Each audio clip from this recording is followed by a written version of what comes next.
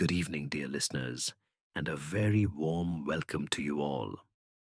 Wherever you're tuning in from tonight, maybe cozied up in bed, listening from your favorite quiet corner at home, or perhaps relaxing somewhere peaceful with the world fading away outside. I'm so glad you've joined me here. Take a slow, deep breath. Let your shoulders drop. Maybe pull the covers up a bit higher and feel the day gently slip away. The Grande Maison de Couture Duval in Paris was the perfect stage for tragedy. Elegant Art Deco halls gleamed under crystal chandeliers, every model and designer playing their role in the world of haute couture. Then Madame Elise Duval, the visionary couturière, was found dead amid the silks and sequins of her rehearsal runway. Her body lay crumpled on the polished stage, a champagne flute shattered beside her, a foam at her lips suggesting poison. The police saw a tragic accident, perhaps tainted wine from a rival. But Hercule Poirot saw a performance. Someone in this theatre of glamour was playing the role of innocent, the role of murderer. The curtain rises. Chapter 1. The stage is set. In the spring of 1938, the Maison de Couture Duval stood as a jewel of Parisian elegance. Its facade shimmered with geometric marble patterns, cold and smooth under gloved fingers. Inside, the air was rich with expensive Chanel perfume, blended with the sweet scent of fresh hothouse roses in crystal vases. Velvet curtains rustled softly as models passed, their silk gowns whispering against the gleaming floors.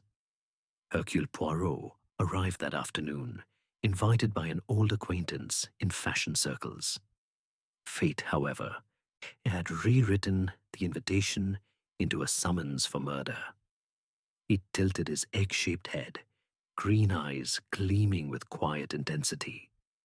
The little Belgian smoothed an imaginary wrinkle from his immaculate sleeve, his magnificent moustache twitching thoughtfully. "Mon ami," he murmured to the inspector, "this is no accident. The stage is set for murder, most theatrical." Madame Elise Duval lay center stage on the rehearsal runway, her black silk evening gown fanned out like a fallen curtain. Scattered sketches and fabric bolts framed her like abandoned props. The chill of the marble floor contrasted the warmth from a nearby fireplace, where logs crackled softly. A faint, bitter taste of dry champagne lingered in the air from overturned flutes, while cigar smoke drifted in from her husband's private office. Poirot knelt beside the body, examining the shattered crystal. The foam on her lips carried a sharp, medicinal edge. "Observe, this was her final prop," he said. "But who poured the poison? Who directed this fatal scene?" The inspector shrugged, insisting on a simple mishap. Poirot's little grey cells, however, stirred. He saw psychology at work, not chance. Now, the cast assembled. Jacques Duval, the husband and business manager, played grieving widower with practiced restraint. He paced the salon in rough tweed, the texture rough against smooth leather armchairs. His sandalwood cologne mingled with furniture wax on mahogany tables, heavy in the warm air. Sophie Laurent, the star model, held poses even in sorrow, her silk dress rustling like secrets. She dabbed dry eyes with a crisp linen handkerchief. Lilies from a sympathy bouquet perfumed the room, meanwhile rain tapped gently on tall windows, cooling the terrace beyond. Pierre Moreau, the young assistant designer, hovered near the ateliers. His hands arranged fabrics with unnatural calm as he performed shock, eyes wide, voice steady. The grandfather clock chimed solemnly. Hot continental coffee steamed in nearby cups, its strong aroma cutting through the tension. Vivienne Roux, the wealthy investor, sipped icy champagne, kid gloves soft against the crystal stem. She played the supportive colleague, yet her gaze slid away from the body. The fire's warmth fought the chill night air seeping through cracks, while distant piano music drifted like a forgotten melody. Marie Duval, the sister-in-law, bustled about, offering help, her quick footsteps echoing on parquet. Her smile seemed rehearsed, her helpfulness too eager. Wood smoke curled from the hearth, blending with sweet liqueur on a side table. "Watch this performance carefully, mon ami," Poirot said softly. "Is it truth or theatre?" He drew the group together like a director calling his troupe. "Mesdames et messieurs, Hercule Poirot will direct this investigation. We shall see who forgets their lines." Jacques approached first, cigar trailing smoke. "Poirot, this is madness." Elise simply collapsed. Bad champagne, perhaps. His grip on the glass remained steady. Cold marble chilled the soles of their shoes. The mask slips. Did you catch it? In his eyes, grief performed as shock, yet no tears gathered. Sophie fluttered closer, perfume overwhelming. "She was like a mother to me," she said, voice artfully trembling. Her posture stayed too perfect. Gown unruffled. Too perfect. Too rehearsed. Truth stumbles. Lies flow smooth. Pierre nodded solemnly, folding silk with calm precision. The chandelier tinkled overhead, stirred by a draught. "You watch with Poirot, no? You see how this one's hands do not tremble at all. That is the tell." Vivienne laughed nervously, twisting her gloves. Investors come and go, but this tragic. Rain drummed a steady rhythm on the glass. The careful observer, and you are becoming careful, mon ami, will notice Marie's averted gaze as she poured coffee, precise and unflinching. Poirot arranged objects on a table symmetrically, small hands gesturing expressively. The psychology. It is everything. Each of you plays a role. Ask yourself, why does she avoid his eyes? Jacques and Sophie exchanged a fleeting glance, quickly broken. Consider the psychology. What role does this person need to play? Pierre needed loyalty, yet ambition scented the air like hidden cologne. If you were hiding guilt, how would you perform innocence? With helpful smiles, perhaps, like Marie. The tension rises. Someone will break character soon. Poirot turned his director method on Jacques. The performance. He weeps, yes. The handkerchief dabs, shoulders shake appropriately. The tell, but the handkerchief stays dry. Eyes show no redness. Grief is technically perfect, too perfect. The psychology. I recall the Styles case, where a husband performed devastation so convincingly that even I wavered for a moment. He rehearsed sobs, timed each breath, but he ate a full breakfast soon after. A grieving man has no appetite. The body knows truth, even when the face lies. The truth. Therefore, this man anticipated the death. His grief is costume, not feeling. You see it now, no? On the stage was set. The actors had taken their places. Let the drama begin. Chapter 2. Enter the players. The Grande Maison de Couture, Duval in Paris, was the perfect stage for tragedy. Elegant Art Deco halls gleamed under crystal chandeliers, every model and designer playing their role in the world of haute couture. Then, Madame Elise Duval, the visionary couturière, was found dead amid the silks and sequins of her rehearsal runway. Her body lay crumpled on the polished stage, a champagne flute shattered beside her, foam at her lips, suggesting poison. The police saw a tragic accident, perhaps tainted champagne from a rival. But Hercule Poirot saw a performance. Someone in this theater of glamour was playing the role of innocent, the role of murderer. The curtain rises. Sound effect. Champagne cork popping sharply. and then silence. Hercule Poirot gathered the cast in the opulent main salon that evening. Velvet curtains framed tall windows, where rain tapped insistently against the glass. The air carried lingering traces of Cuban cigar smoke, mixed with the delicate perfume of fresh lilies arranged in tall crystal vases. Footsteps echoed softly on the parquet floor as each suspect took their assigned place. The grandfather clock in the corner chimed 8 times, its deep tone underscoring the tension like an unseen prompter. Mesdames et messieurs, Poirot announced, touching his magnificent moustache thoughtfully. We now begin the scenes. Each of you will perform your version of the truth, or your version of the lie. Hercule Poirot will watch. Jacques Duval went first. He sat heavily in a deep leather armchair, its surface cool and supple under his palms. His rough tweed jacket contrasted sharply with the polished mahogany side tables. Elise and I were true partners, he declared, voice measured. Last night, we celebrated the new collection. Nothing more. The strong aroma of continental coffee rose from the cup he held, steam curling upward in the warm room. But Poirot observed closely. Monsieur, there was raised voices heard after midnight. An argument, no? Jacques denied it firmly, yet his fingers tightened around the porcelain until it creaked faintly. The fire crackled in the grate, sending bursts of warmth against the chill seeping from the terrace doors. Watch this performance carefully, mon ami. Is it truth or theater? Notice how the denial comes too quickly, too smoothly. Sophie Laurent entered next, gliding like she was still on the runway.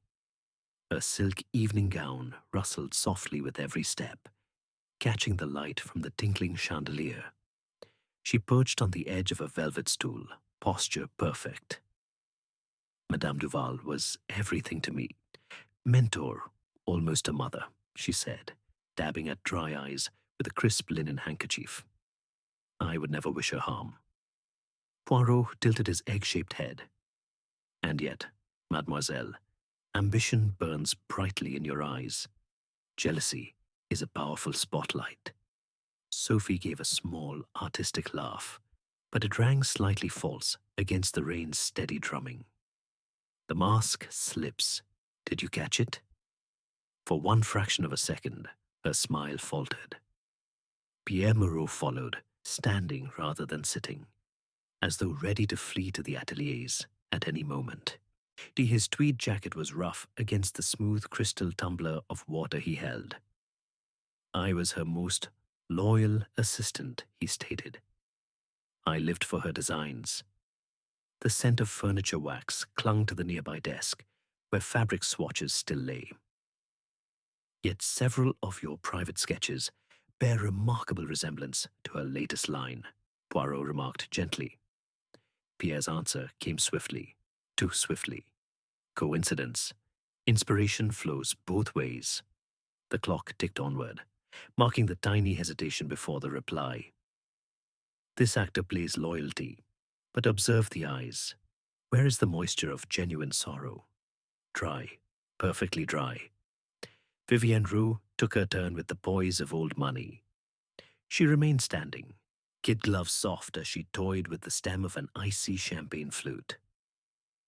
As an investor, I supported Elisa's genius unconditionally, she said. Any disagreements were purely professional. The bubbles rose slowly in her glass, popping with tiny sounds. But professional disagreements can become very personal when large sums are involved, no? Poirot suggested. Vivienne's laugh was light, perhaps too light. Wood smoke drifted from the dying fire, blending with her subtle Worth perfume. Too perfect, too rehearsed. Truth stumbles, lies flow smooth. Last came Marie Duval, sister-in-law, bustling forward with a tray of fresh coffee, as though this were an ordinary evening. Her movements were quick, efficient. Family must stick together in tragedy, she declared, pouring with steady hands. The hot liquid sent up fragrant steam that momentarily clouded her face. Poirot's green eyes gleamed. Madame, your helpfulness is most admirable. And yet the will leaves you a surprisingly small portion compared to others. Marie protested at once, cheeks flushing. I never expected more. Never. A single drop of coffee spilled onto the crisp linen napkin she held. Her first small mistake. You watch with Poirot, no? You see how this one's hands tremble now. Just a little.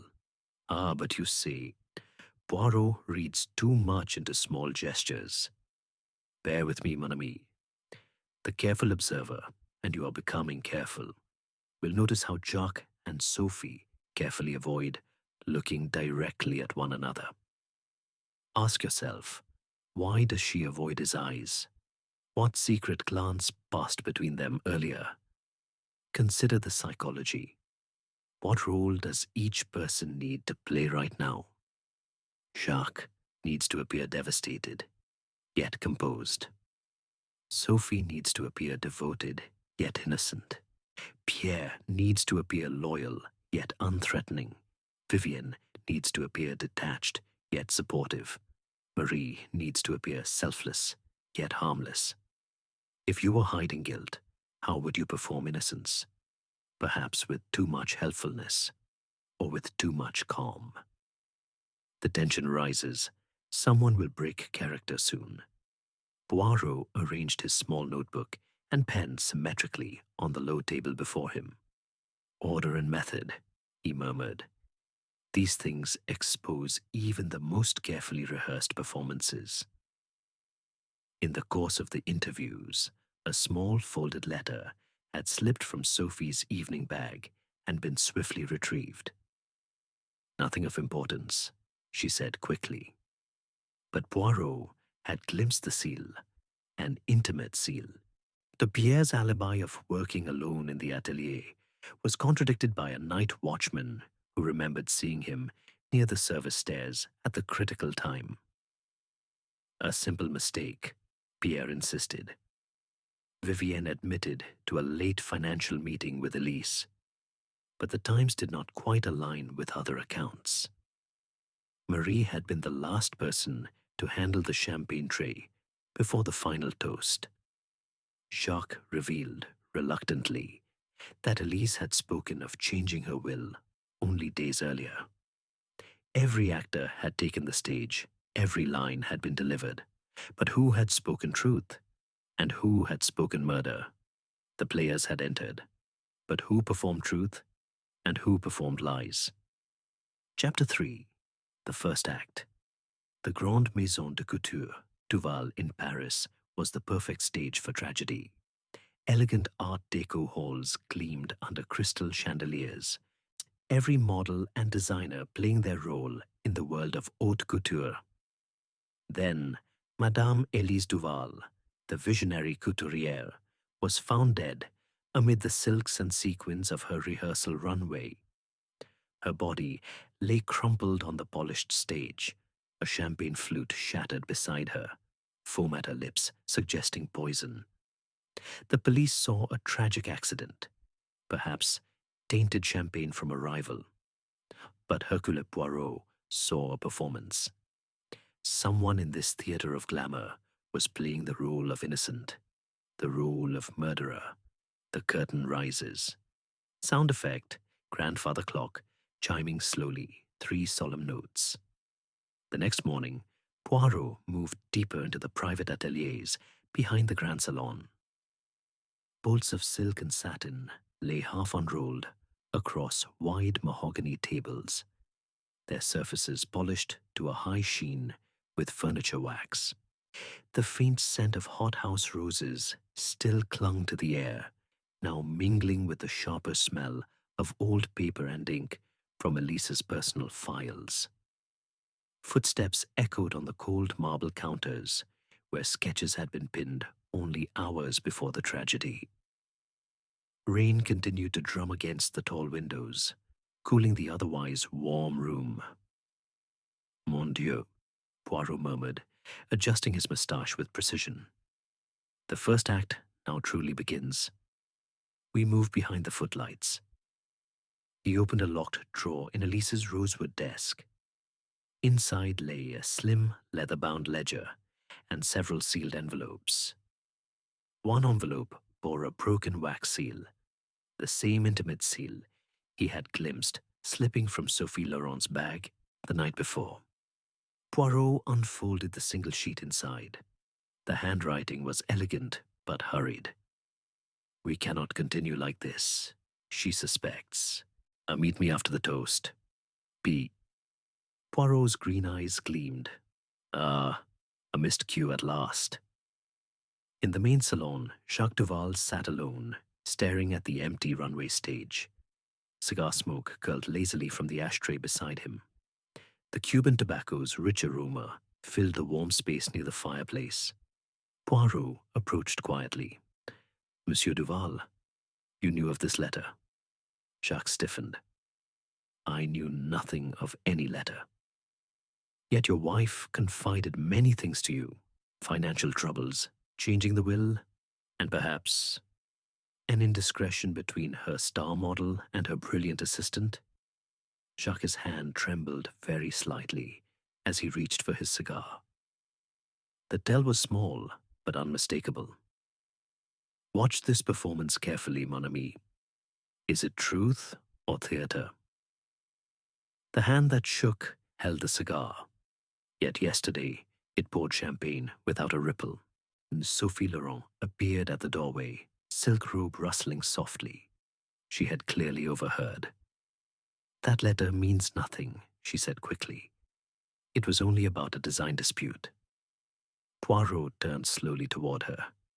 Mademoiselle, your feet remain perfectly still, no nervous shifting, yet your voice has risen half a tone. The performance of calm is cracking. The mask slips. Did you catch it?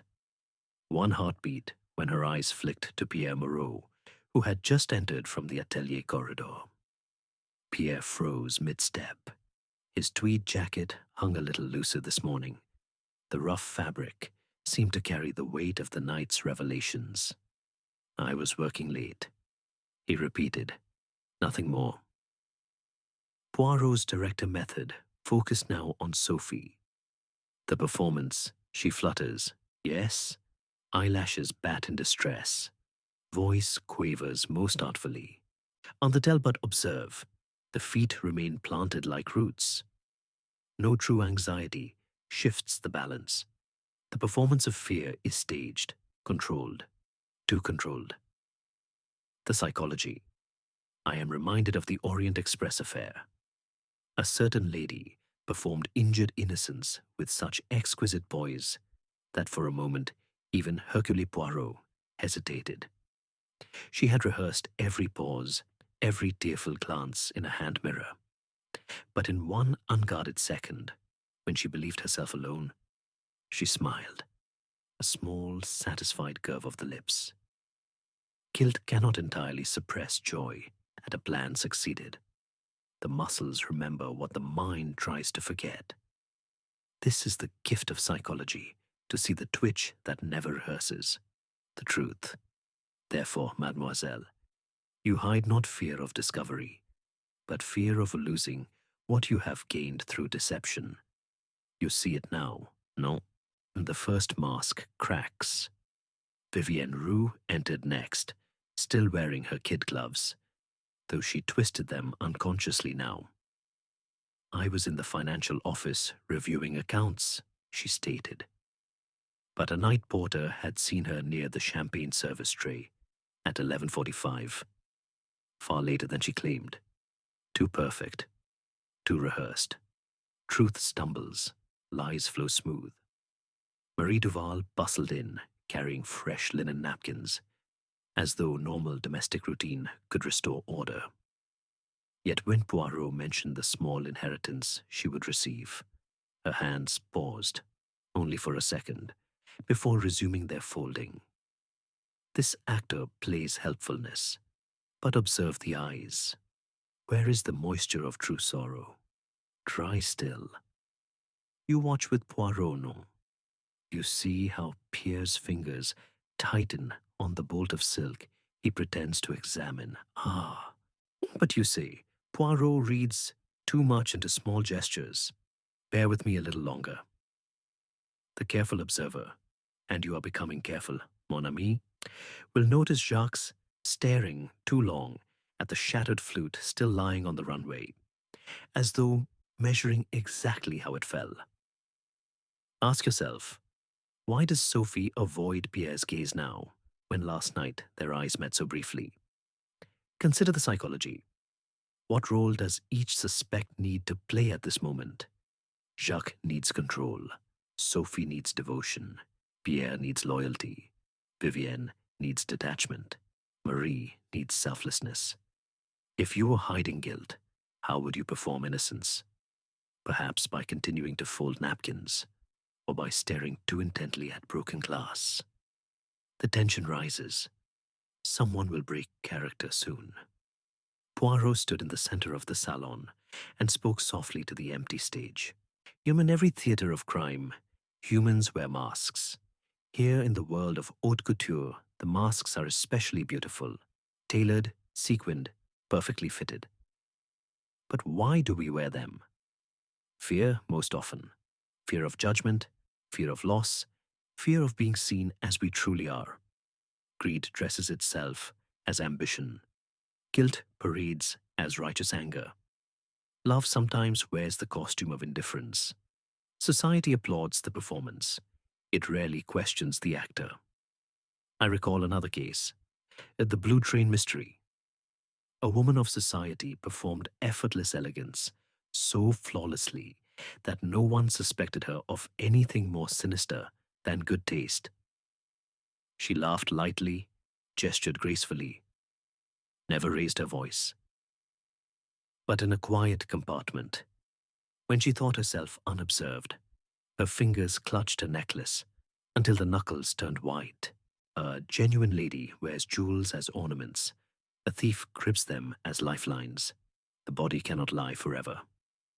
Psychology teaches us that no mask is seamless. Sooner or later, light finds the crack. And so it is here.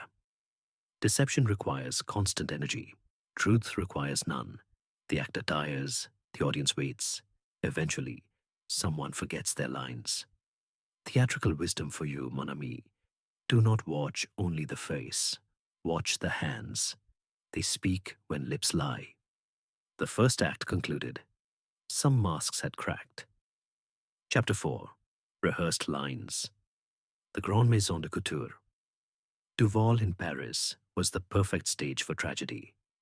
Elegant Art Deco halls gleamed under crystal chandeliers, every model and designer playing their role in the world of haute couture.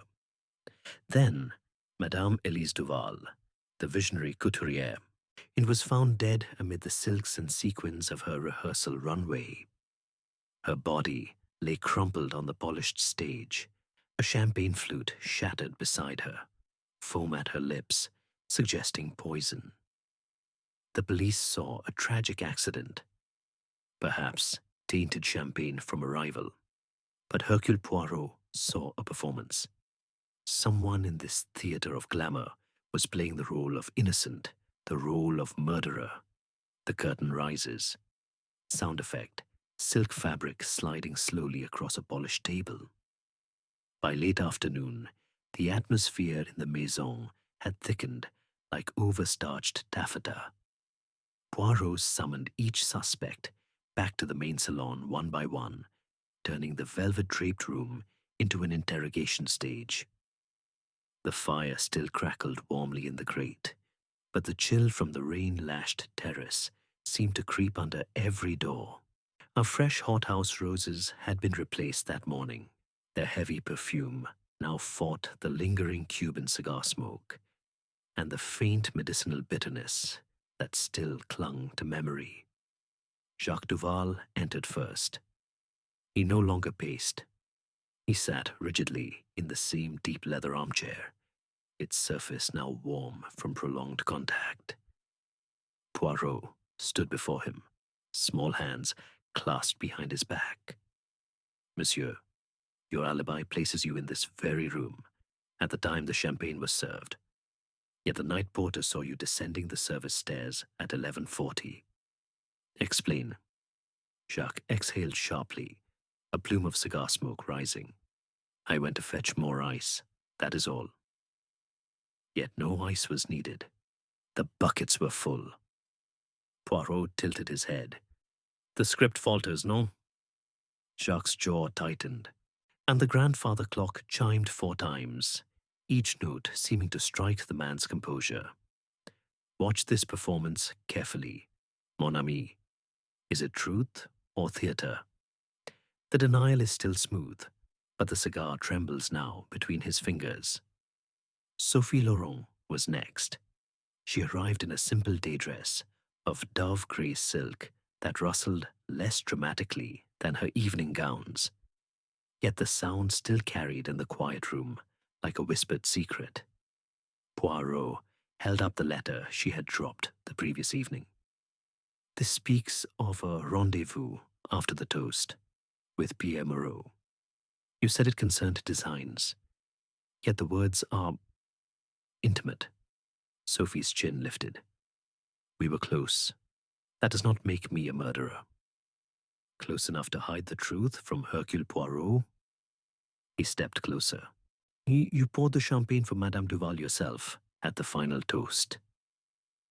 Her hands, resting in her lap, clenched once, then relaxed with visible effort. The chandelier above tinkled faintly as a draught moved through the room. The mask slips. Did you catch it? The knuckles whitened for 1 second before she forced them open. Pierre Moreau followed, shoulders squared, as though bracing for a fitting. His tweed jacket was the same one he had worn for days. The rough fabric now looked almost accusing. Poirot laid several preliminary sketches on the low mahogany table. Sketches unmistakably in Pierre's hand, yet bearing Elise's signature corrections in red ink. These are yours, stolen ideas, presented as hers. She discovered this. No, Pierre's voice remained level. Yet creative borrowing happens in every atelier. Borrowing that would ruin a career when exposed. Poirot arranged the sketches symmetrically. You handle the tray of champagne flutes just before the toast. Your fingerprints are on her glass. Pierre blinked once, slowly. Too slowly. This actor plays calm, but observe the throat. The pulse flutters beneath the collar. Vivienne Roux entered with deliberate grace, kid gloves still on, though she no longer toyed with them. She accepted a glass of icy champagne from the side table, dry and sharp on the tongue. You argued with Elise over money the afternoon before her death, Poirot said. A large loan she refused to extend. You were seen near the service pantry afterward. Vivienne sipped, lips barely touching the crystal. Business discussions can become heated, but that is not murder. Yet you lingered near the champagne trays. Poirot's green eyes held hers, and your financial ledgers show payments to a discreet chemist last month. For the first time, her composure wavered. The champagne glass tilted. A single drop slid down the stem and onto her glove. Too perfect, too rehearsed. Truth stumbles. Lies flow smooth, no longer quite so smooth. Marie Duval was last. She bustled in carrying a tray of fresh linen napkins, as though normalcy could be restored through domestic routine. Poirot stopped her before she could set the tray down. Madame, you burned several letters in the small fireplace of the atelier 2 nights ago. Letters expressing long-standing resentment toward your sister-in-law. Marie froze. Personal correspondence. Nothing more. Personal enough to destroy. Poirot stepped forward. And you were the one who carried the tray of champagne to the runway, just before the final toast. Her hands shook, visibly now. A napkin slipped to the parquet floor. You watch with Poirot, no? You see how this one's hands tremble at last. Ah, but you say, Poirot reads too much into small gestures. Bear with me, mon ami. The gestures are growing louder. The careful observer, and you are becoming careful, will notice Jacques staring at the floor where the napkin fell, as though measuring distances. Ask yourself, why does Sophie now look at Pierre with something close to fear instead of affection? Consider the psychology. What role does each suspect cling to most desperately now? Jacques clings to control, Sophie to devotion, Pierre to loyalty, Vivienne to detachment, Marie to selflessness. If you were hiding guilt, how would you perform innocence when the script begins to tear? Perhaps by continuing old habits, folding napkins, pouring coffee, staring at broken glass. Long after the habit has become meaningless, the tension rises. The rehearsed lines are faltering one by one. Poirot moved to the center of the room and addressed the empty runway stage as though the murdered woman could still hear him. Truth requires no rehearsal. Lies must be practiced again and again. But practice fatigues the actor. The memory slips, the gesture betrays, and so the performance crumbles, not with a crash, but with tiny accumulating fractures. He turned back to the silent group. Rehearsed lines can deceive for a time, but they cannot deceive forever. Rehearsed lines began to falter. Truth needed no rehearsal. The chapter 5, The Mask Slips. The Grande Maison de Couture Duval in Paris was the perfect stage for tragedy. Elegant Art Deco halls gleamed under crystal chandeliers, every model and designer playing their role in the world of haute couture. Then Madame Elise Duval, the visionary couturière, was found dead amid the silks and sequins of her rehearsal runway. Her body lay crumpled on the polished stage, a champagne flute shattered beside her, foam at her lips suggesting poison. The police saw a tragic accident, perhaps tainted champagne from a rival, but Hercule Poirot saw a performance. Someone in this theater of glamour was playing the role of innocent, the role of murderer. The curtain rises. Sound effect. A single champagne glass falling and shattering in slow motion. That evening, Poirot gathered every suspect once more in the main salon. The fire burned low now, casting long shadows across the parquet. The scent of dying roses mingled with the last traces of cigar smoke and the sharp medicinal ghost that still haunted the room. Velvet curtains had been drawn against the rain. The only sound was the soft crackle of logs and the occasional distant chime of the grandfather clock. Poirot stood in the center like a director before the final dress rehearsal. His small hands were clasped behind his back, green eyes moving slowly from face to face. Mesdames et messieurs, he began quietly, the performances have grown strained. The lines are fraying. Tonight we reach the moment when at least one mask must fall completely. He turned first to Sophie Laurent. She stood near the runway, arms folded tightly across her silk blouse, as though holding herself together. Mademoiselle, you loved Pierre Moreau. Madame Duval discovered this. She threatened to end your career, to expose the affair and the stolen designs. You poured her champagne that night. Sophie's chin trembled. I only wanted her to understand. I never. Her voice broke. For the first time, the tears were real.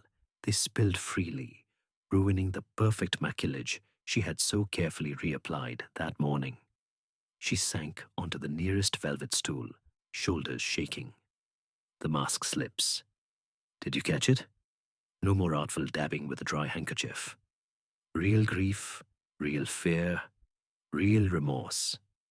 Pierre Moreau stepped forward instinctively, hand outstretched, then froze as Poirot raised one small palm. Non, monsieur. Not yet. Poirot's director method focused now on Pierre. The performance. He defends, yes. The voice rises in passionate denial, and the fists clench for dramatic emphasis. The tell. But observe. The eyes keep darting to Sophie, not in anger, not in fear, in desperate, helpless longing. A truly outraged innocent would look only at his accuser. This man looks at his love. The performance of loyalty fractures under the weight of real feeling. The psychology. I recall the death on the Nile tragedy. A man performed devoted friendship so convincingly that even those closest to him believed it, until the final moment when he reached for his lover's hand instead of his weapon. Love cannot rehearse its pull. It draws the body like gravity, even when the mind screams to resist. Guilt may twist affection into avoidance, but here we see the opposite. Affection betrays the guilt. The heart refuses the script. The truth. Therefore, monsieur, you poisoned the champagne not from hatred, but from panic. Elise would have destroyed both your careers and your future together. You see it now, no?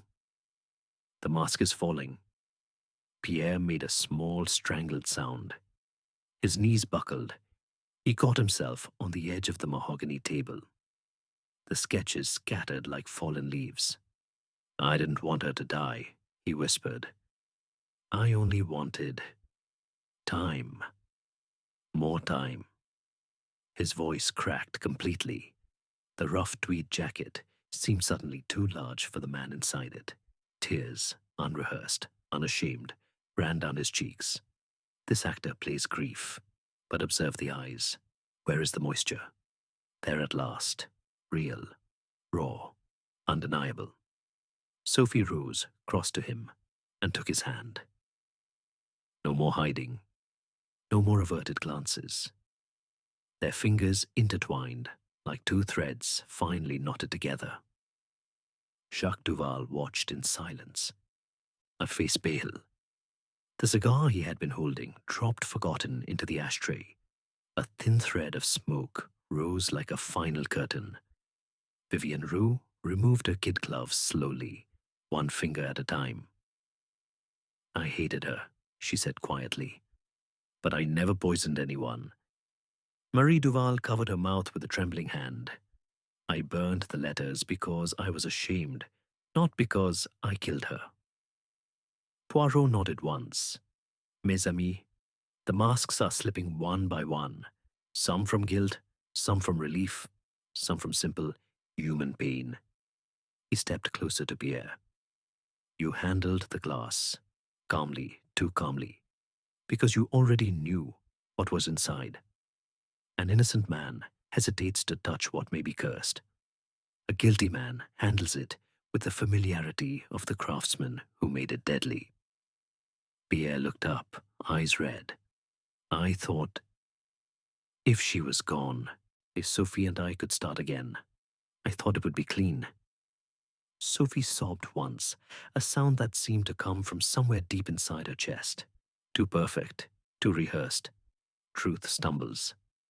Lies flow smooth, no longer. Truth rushes out now, messy and unstoppable. You watch with Poirot, no? You see how this one's hands tremble, not from fear of discovery, but from the weight of what he has done. Ah, but you say, Poirot reads too much into small gestures. No, mon ami. The gestures are screaming now. The careful observer, and you are becoming very careful, will notice the relief that flickers across Jacques' and Vivienne's faces. Not triumph, simply the lifting of false suspicion.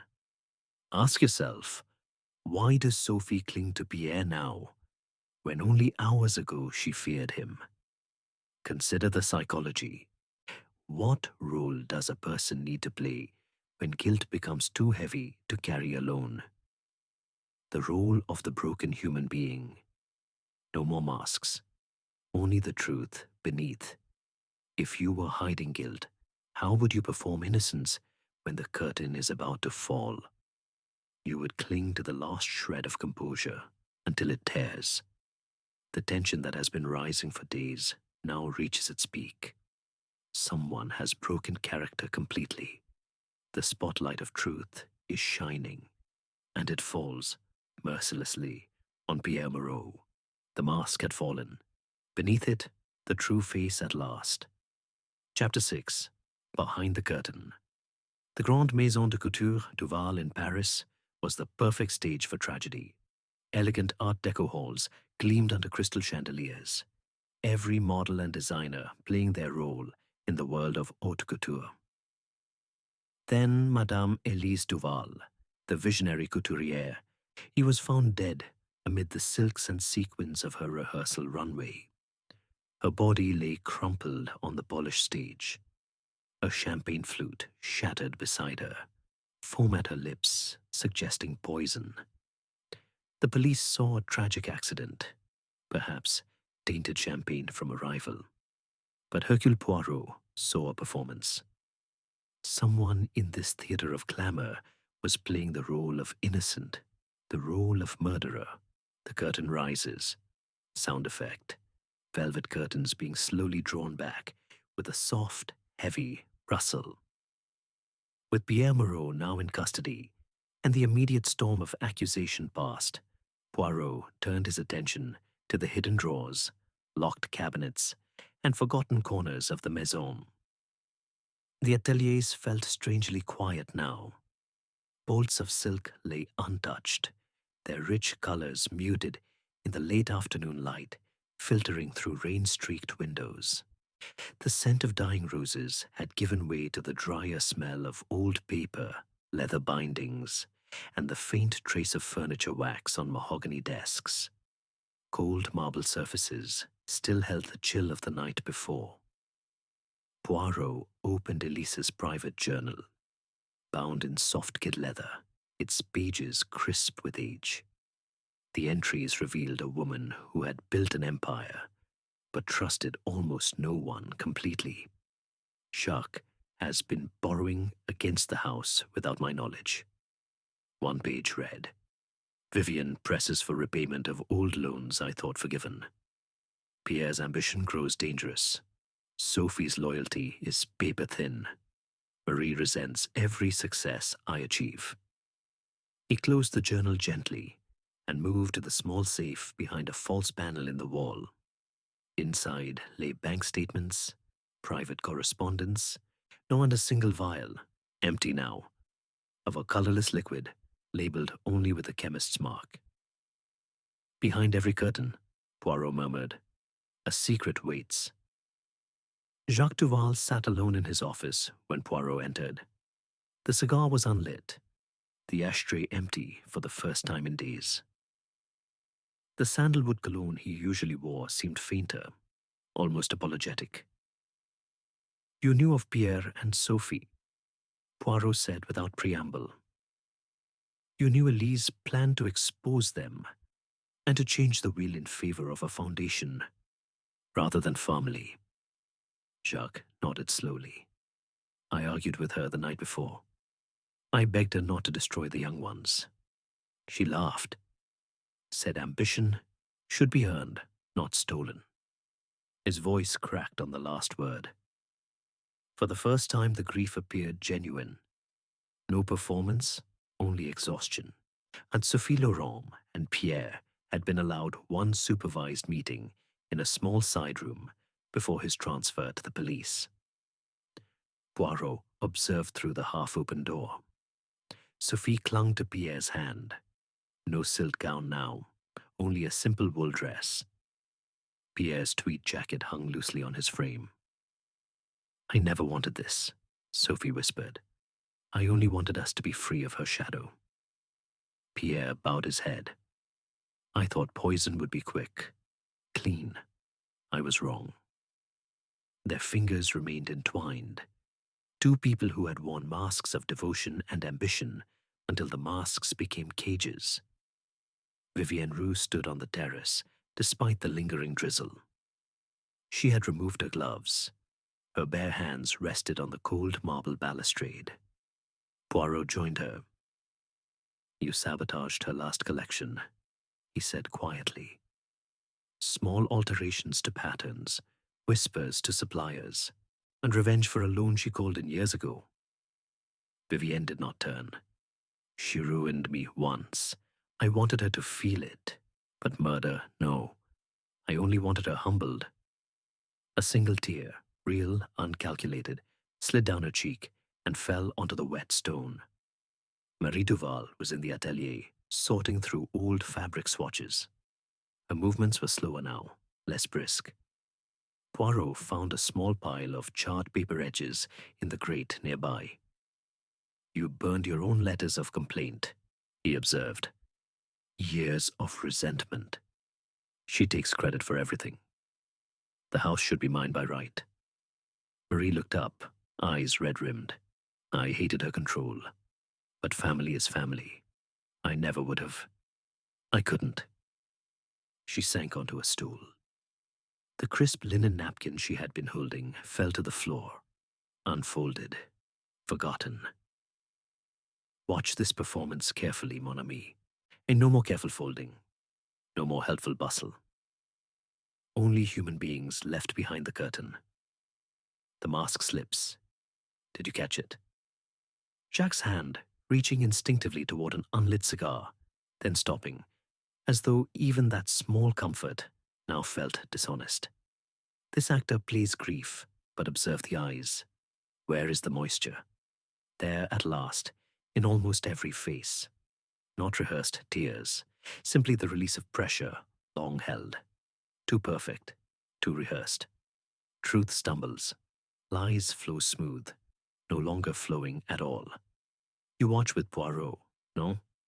You see how Pierre's shoulders have dropped, how Sophie no longer stands like a model on parade. Ah, but you say, Poirot reads too much into small gestures. No longer, mon ami. The gestures speak plainly now, and the careful observer, and you are becoming very careful, will notice Vivienne's ungloved hands resting quietly, no longer twisting in anxiety. Ask yourself, why does Marie no longer hurry to offer coffee or napkins? Consider the psychology. Behind the performance, every human being hides a motive born of pain, fear, or need. Love twists into possession. Loyalty curdles into resentment. Ambition dresses itself in devotion until the costume chokes. If you were hiding guilt, how long could you keep the curtain closed before the weight of the fabric tore it down? The tension that once rose like a tightening string has now loosened. The actors no longer play roles. They simply exist. Poirot stood once more in the center of the empty runway stage. The shattered flute had been removed, but a single shard still glittered in a crack between the parquet boards. "In every theater," he said softly to the silence, "there is a backstage where the masks are removed, the costumes hung, the makeup wiped away. Here we have seen it. Greed wore the costume of business sense. Jealousy wore the gown of loyalty. Fear wore the gloves of helpfulness. But backstage, the truth is plain.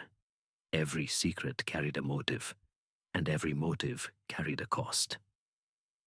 I recall the case of the ABC killer. A man hid behind the mask of an ordinary, unremarkable life. Clerk, neighbor, harmless. Yet behind that curtain lay a childhood wound so deep it compelled him to taunt the police with letters, to leave clues like a playwright, leaving his signature. Motive was everything. Without it, no curtain would have been drawn, no performance begun. Psychology teaches us that no secret stays buried forever. It festers, it pushes, until the fabric splits and the audience sees. And so it is here. Behind every curtain, a secret. Behind every secret, a motive. Chapter 7. The Final Act. The Grande Maison de Couture Duval in Paris was the perfect stage for tragedy. Elegant Art Deco halls gleamed under crystal chandeliers, every model and designer playing their role in the world of haute couture. Then Madame Elise Duval, the visionary couturière, was found dead amid the silks and sequins of her rehearsal runway. Her body lay crumpled on the polished stage, a champagne flute shattered beside her, foam at her lips suggesting poison. The police saw a tragic accident, perhaps tainted champagne from a rival. But Hercule Poirot saw a performance. But someone in this theater of glamour was playing the role of innocent, the role of murderer. The curtain rises. Sound effect. Slow, deliberate footsteps crossing an empty stage, followed by the soft, metallic click of spotlights turning on one by one. The entire cast had been summoned back to the main salon one final time. The velvet curtains were drawn wide, revealing the tall windows streaked with the last light of a rainy Paris evening. The fire had been built up again. Its warmth battled the chill that still seemed to cling to the marble floors. Fresh lilies had been removed. Only the faint perfume of dying roses lingered now, mixed with the dry scent of old paper and the ghost of Cuban cigar smoke. Hercule Poirot stood at the center of the runway stage itself, small but commanding, it like a director addressing his company on opening night. His green eyes moved slowly across each face. Jacques Duval sat rigid in a leather armchair. Sophie Laurent stood beside Pierre Moreau, whose wrists were lightly bound, yet who still held his head up.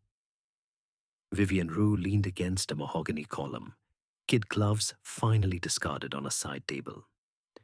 Marie Duval sat on the edge of a velvet stool, hands folded tightly in her lap. Mesdames et messieurs, Poirot began in his quiet, precise voice. You have each performed for Hercule Poirot. Some truthfully, some not. The time has come to review the performances. Let us lower the house lights and raise the spotlight of truth. He turned first to Jacques Duval. Jacques, you played the grieving widower with admirable restraint, the steady hand, the measured voice, and the appropriate dabbing of dry eyes. But a man truly shocked does not pour champagne without the slightest tremor. You knew of the death before it was announced, because you had already guessed what Pierre intended. Jacques closed his eyes for one long moment. No protest came. Poirot moved to Sophie. Sophie, you performed the devoted protégée, the loyal daughter figure. Tears on cue, trembling lip, fluttering handkerchief. Magnifique. But loyalty does not whisper secret rendezvous after the toast. Loyalty does not help conceal stolen designs. Your grief was real, yet it came too late. Sophie bowed her head. A single tear fell onto the parquet. Vivienne, Poirot continued, you played the cool, supportive investor, detached, professional. Champagne glass always steady. But supporters do not tamper with patterns, and do not whisper to suppliers, do not linger near poison trays out of business interest. Your mask of indifference hid a very personal revenge. Vivienne gave the smallest nod, as though acknowledging a well-aimed critique. Marie, you gave the performance of the selfless sister-in-law, helpful and busy, always offering coffee, napkins, comfort. But helpfulness does not burn resentful letters in secret fireplaces. Helpfulness does not watch a hated rival die without the smallest flicker of satisfaction in the eyes. Marie pressed a hand to her mouth. No sound escaped. Poirot turned at last to Pierre Moreau. And so we come to our leading performer. Pierre looked up. His tweed jacket was creased, his face pale, yet something in his posture had straightened, as though relief and dread had met in the middle. You, Pierre. He gave the most convincing performance of all. The shocked assistant, the helpful colleague running to fetch doctors, to comfort Sophie, to organize the chaos. Outrage, cooperation, magnifique, bravo. But you made one small, fatal error. One moment when the mask slipped completely. He stepped closer. When the champagne tray was brought forward for the final toast, you were the one who handed Madame Duval her glass. Your hand did not tremble, not even a fraction. An innocent man, confronted with sudden tragedy, would hesitate to touch what might be cursed. A guilty man handles the instrument of death with the calm familiarity of one who placed the poison there himself. Pierre's shoulders sagged. You did not kill out of hatred, Poirot said softly. You killed out of panic.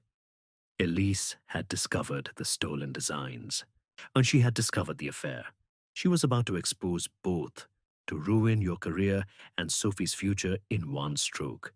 Poison seemed efficient, clean, a single fatal toast. A long silence followed. Poirot's director method concluded with Pierre. The performance, he assists. Yes, suggestions offered. Demeanor calm and helpful. The tell, but observe. The utter lack of hesitation when touching the fatal glass. No instinctive recoil, no protective pause. The performance of innocence overcompensates by showing no fear at all. The psychology. In the cards on the table case, a killer played the perfect host. Charming, attentive, unflappable. Yet psychology revealed the thrill behind the calm. The eyes gleamed with unnatural energy. Here, too, the absence of normal human tremor betrays the rehearsed certainty of guilt. The mind may script calmness, and the body cannot fake the absence of instinctive dread. The truth, therefore, Pierre Moreau, you poisoned the champagne to protect ambition and love. The curtain falls on your performance. Poirot made a small, expressive gesture with his hands. The theater of crime has one truth. Every actor eventually forgets their lines. Tonight the lines have been forgotten. The masks have fallen. He looked at each of them in turn.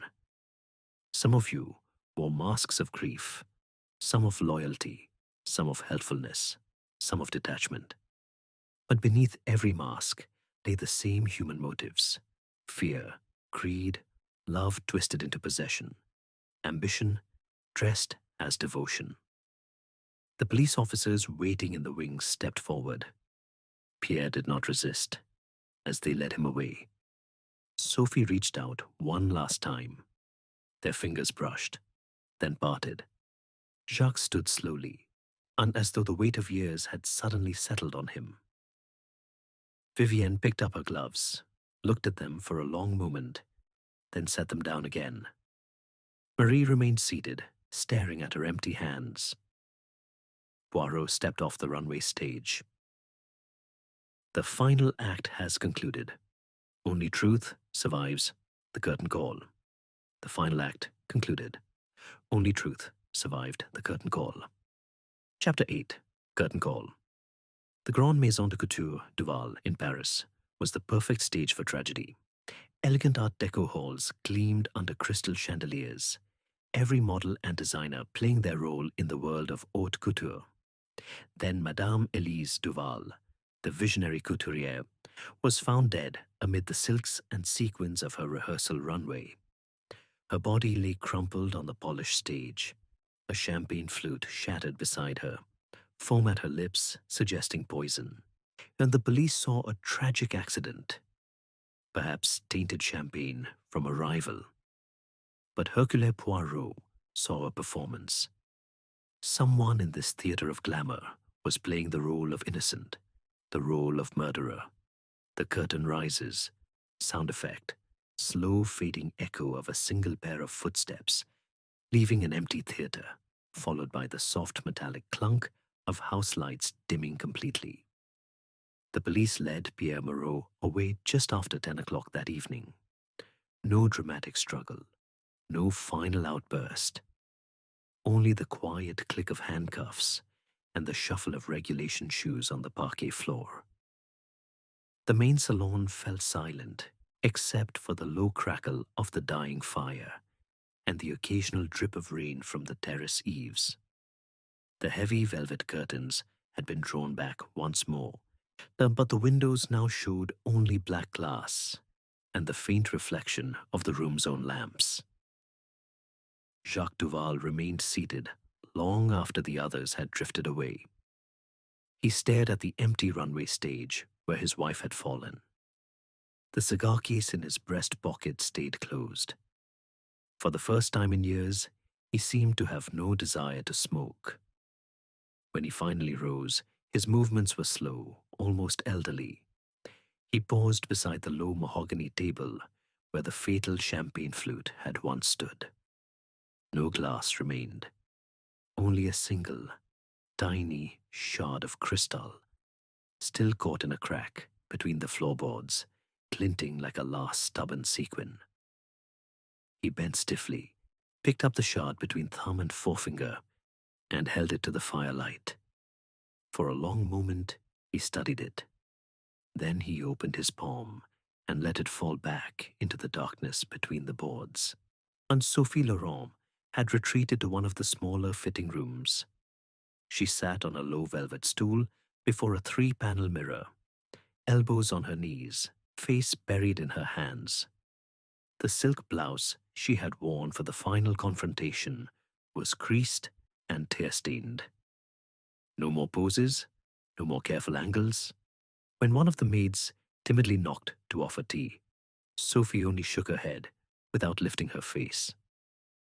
Pierre's last words to her, spoken just before the officers took him, had been very quiet. "I thought I was saving us. I was only destroying us." She had not answered. She had simply held his hand until the last possible second. Vivienne Roux stood alone on the terrace despite the damp night air. She had left her kid gloves behind on the side table in the salon. Small, soft, expensive things that now seemed irrelevant. No raindrops gathered on the marble balustrade and slid slowly down its smooth surface. She watched them fall, one after another, as though counting the seconds it took for each to disappear. When she finally spoke, to no one, her voice was low and flat. She won in the end. Even dead, she won. Marie Duval moved through the ateliers like a ghost performing old habits. She straightened bolts of fabric that no one would touch tonight. She refolded linen napkins that had been abandoned on work tables. She wiped non-existent dust from mahogany surfaces already gleaming with wax. But her hands moved without purpose, without the brisk efficiency that had once defined her. When she reached the small grate where she had burned her resentful letters, she stopped. She knelt. She stared at the cold ashes for a very long time. Then, very gently, she closed the small iron door and turned the latch. Poirot stood near the entrance to the main salon, watching these small private aftermaths unfold.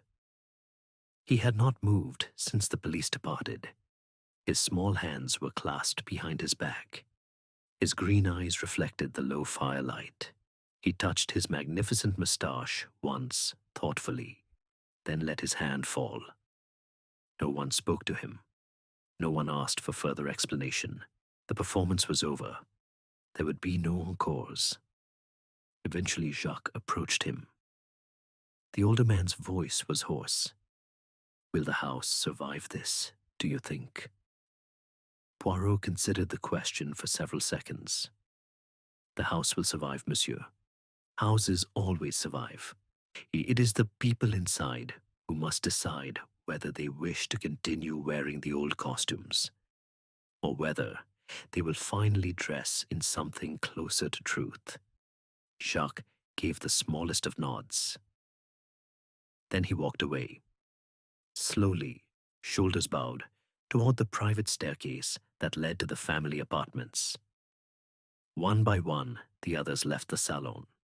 Sophie slipped out through a side door, coat pulled tightly around her, head down against the rain. Vivienne collected her gloves at last, slipped them into a handbag without putting them on, and departed without a backward glance. Marie was the last to leave the ateliers. She paused at the doorway, looked back at the silent work tables and the shrouded mannequins, then switched off the last lamp. Darkness swallowed the room. Poirot remained a few minutes longer. As he walked once more to the center of the runway stage, the single remaining crystal shard caught the faint glow from the corridor. He bent, carefully, precisely, and lifted it between thumb and forefinger. He held it up, turning it slowly. Firelight danced inside the fragment like a captured star. Then he placed it gently on the edge of the low mahogany table where so many champagne flutes had stood over the years. He straightened. "Rideau," he murmured to the empty theater. No applause followed, only the soft, final sound of rain on glass, and the distant, melancholy chime of the grandfather clock striking 11. The curtain call came. No applause, only justice. Chapter 9. After the show, the Grande Maison de Couture, Duval, in Paris, was the perfect stage for tragedy. Elegant Art Deco halls gleamed under crystal chandeliers, every model and designer playing their role in the world of haute couture. Then Madame Elise Duval, the visionary couturière, was found dead amid the silks and sequins of her rehearsal runway. Her body lay crumpled on the polished stage, a champagne flute shattered beside her, foam at her lips, suggesting poison. The police saw a tragic accident, perhaps tainted champagne from a rival. But Hercule Poirot saw a performance. Someone in this theater of glamour was playing the role of innocent, the role of murderer. The curtain rises. Sound effect. Soft morning light filtering through tall windows, accompanied by the gentle ticking of a grandfather clock, resuming its steady rhythm. 3 weeks had passed since the final curtain fell. The Maison de Couture Duval reopened its doors quietly, without fanfare or press photographers, and the Art Deco facade still shimmered in the pale spring sunlight. But the marble steps had been scrubbed until they gleamed like new. Inside, the air carried only the clean scent of fresh lilies and furniture wax. No trace remained of Cuban cigar smoke, or the faint medicinal bitterness that once clung to every corner. The main salon had been redecorated in softer tones. The heavy velvet curtains were replaced with lighter silk drapes that allowed more daylight to enter. The runway stage itself had been refinished. Not a single crack remained where a champagne flute had once shattered. Fresh, hothouse roses stood in crystal vases on every low mahogany table, their perfume gentle rather than overpowering. Sophie Laurent returned first. She no longer posed automatically when entering a room.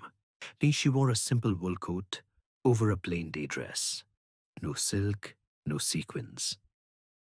She had been offered a position at a smaller, independent house in Milan. She accepted it the day after Pierre's formal indictment. When she walked through the salon one last time before leaving Paris, she paused at the center of the runway stage. She did not cry. She simply stood there for several minutes, hands loose at her sides, breathing slowly. Then she turned and left, through the side door without looking back. Jacques Duval sold his majority share in the house to a consortium of longtime clients who had admired Elise's vision. He kept only a small apartment above the ateliers for occasional visits. The rough tweed jackets were replaced by softer wool suits. The ever-present cigar case disappeared from his pocket. He began taking long walks along the Seine in the early mornings. Friends reported that he spoke of Elise without bitterness, only with a quiet, surprised respect for the woman he had both loved and resented. One afternoon, he returned to the maison to collect the last of his personal papers. He found Marie in the small office they once shared. She looked up from a ledger, offered a small, genuine smile, and poured him coffee without asking. The cup was hot, the aroma strong and continental. They sat together in silence for nearly half an hour. When he rose to leave, he touched her shoulder once, lightly, and said only, "Thank you for staying." Marie Duval had taken over day-to-day management of the ateliers. She no longer bustled. Her movements were calm, deliberate. She wore practical linen aprons over her dresses and kept her hair pinned simply. The resentful letters were gone. The small fireplace in the back room stayed cold. She hired 2 new assistants, young women with genuine talent but no connections, and began teaching them the techniques Elise had once guarded so jealously. When clients asked about the future of the house, Marie answered simply, "We continue her work, not as imitators, as heirs." Vivienne Roux never returned to the maison in person. She sent a single letter of resignation from her role as investor, along with a bank draft settling the last of the disputed loans. 6 months later, she was seen at a charity gala in Geneva, wearing an understated gown of dove gray silk. No kid gloves, no champagne flute in hand. Those who knew her said she had begun funding smaller, unexperimental designers, ones who reminded her of the young Elise she had once admired before envy took root. The house itself seemed to breathe more easily. Orders for the new season arrived steadily.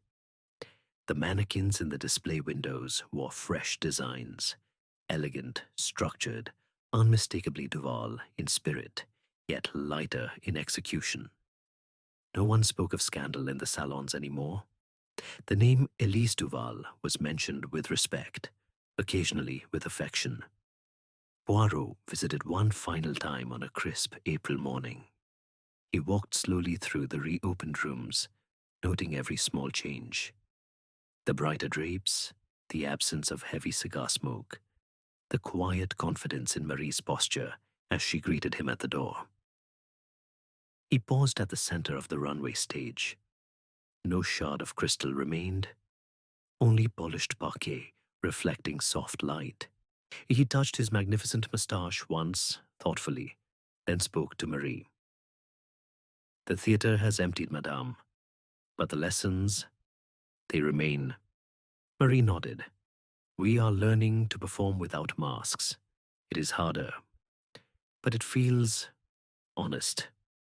Poirot's green eyes gleamed with quiet satisfaction. He turned his director method one last time, not on a suspect, but on the house itself. The performance? It heals, yes. The rooms breathe again. Voices are lighter. Smiles return without rehearsal. The tell, but observe. No shadows linger in the corners. No hurried footsteps. No averted eyes. The performance of recovery is authentic. The psychology. In the aftermath of Sad Cypress, those left behind performed normalcy for months before true healing began. They wore the old roles until the fabric wore thin. Only when they allowed themselves to feel the grief, on the guilt, the relief, without script, did life resume, here too. The theater renews itself when the actors dare to step out of costume. The truth, therefore, the Maison de Couture Duval will not merely survive, it will live again. You see it now, no? He made a small, expressive gesture toward the sunlit windows, until another curtain rises somewhere else. He left through the main doors, stepping into the pale Parisian light. The theatre emptied, but the lessons lingered. Chapter 10. Poirot reviews the performance. The Grande Maison de Couture, Duval in Paris, was the perfect stage for tragedy. Elegant Art Deco halls gleamed under crystal chandeliers, every model and designer playing their role in the world of haute couture. Then, Madame Elise Duval, the visionary couturière, was found dead amid the silks and sequins of her rehearsal runway. Her body lay crumpled on the polished stage, a champagne flute shattered beside her, foam at her lips, suggesting poison. The police saw a tragic accident, perhaps tainted champagne from a rival, but Hercule Poirot saw a performance. Someone in this theatre of glamour was playing the role of innocent, the role of murderer. The curtain rises. Sound effect. Soft clink of a porcelain cup being set on a saucer, followed by the gentle hiss of steam rising from hot tisane. Hercule Poirot sat in the quiet comfort of his small Parisian apartment on a cool May evening. The windows were open just enough to let in the distant murmur of traffic along the Seine and the faint scent of blooming chestnut trees. A low fire crackled in the grate, its warmth pleasant against the slight evening chill. And on the small rosewood table before him rested a tray, a pot of tisane still steaming, a single crystal glass of water, and a plate of plain biscuits arranged with geometric precision. He had returned from the Maison de Couture Duval only that afternoon. The house had already begun its quiet rebirth. Marie Duval had sent him a short, dignified note of thanks. Jacques had retired to a small villa near Fontainebleau. Sophie Laurent was thriving in Milan under a new name on the credits. Vivienne Roux had been seen at several discreet charity events, funding young designers without fanfare. Pierre Moreau awaited trial in Fresnes prison. His letters, carefully censored, spoke of regret rather than excuses. Poirot lifted the tisane cup to his lips. The herbal steam carried notes of chamomile and verbena, calm, orderly, restorative. He touched his magnificent moustache thoughtfully, then set the cup down with care. Another curtain has fallen, he murmured to the empty room. And yet the questions remain. Why do human beings prefer performance to simple truth? He leaned back in the deep leather armchair, its surface smooth and warm from long acquaintance. People wear masks because society applauds the costume more than the person inside it. In the world of haute couture, this is especially clear. Appearance is currency. A flaw, a wrinkle, a tremor, a moment of genuine feeling can bankrupt one's reputation in seconds. So we rehearse. We practice smiles in mirrors. We time our pauses. We measure our tears. We learn which gestures signal grief, which signal loyalty, which signal innocence. Yet the body refuses to cooperate forever. Guilt always betrays the actor, and the hand that pours poison does not tremble when it should. The eye that has seen death before the announcement does not redden with true shock. The voice that has rehearsed outrage speaks too smoothly. These are not accidents. These are the involuntary confessions of the little grey cells when the conscious mind insists on lying. I recall the case of Roger Ackroyd. A man performed shock and grief so convincingly that even those who knew him best believed every tear, every shaken word. He had practiced in front of mirrors, widening eyes, dropping jaw, steadying breath.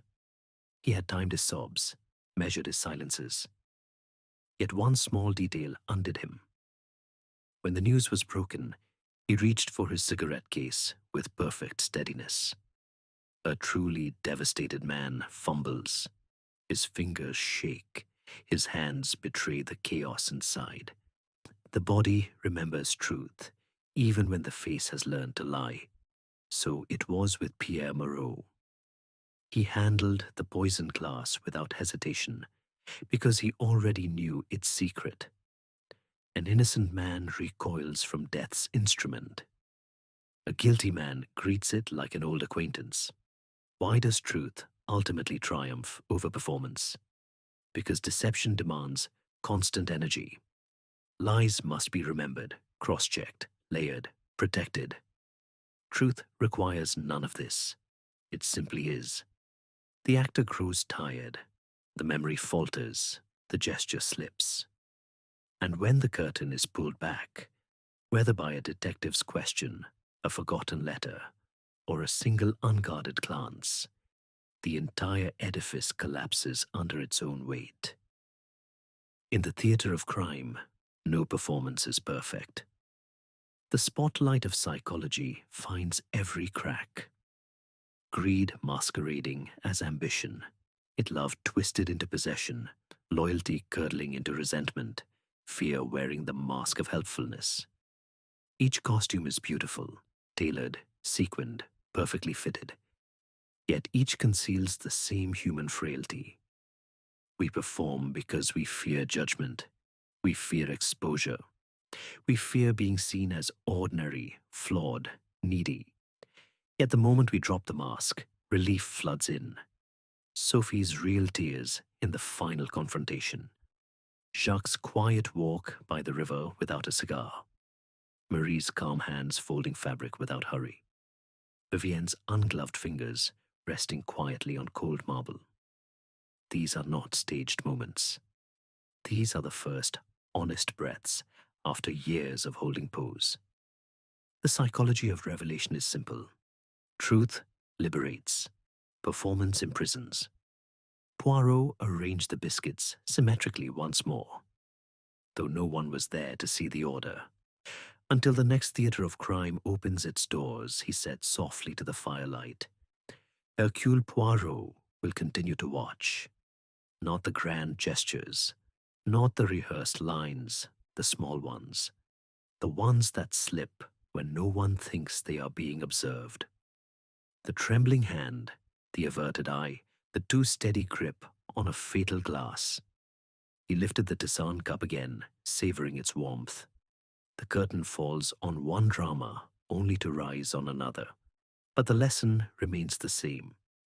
Masks may dazzle for a season, yet truth endures beyond the final bow. He smiled, small, satisfied, private. Bonsoir, mes amis. Sleep well. Poirot will be watching.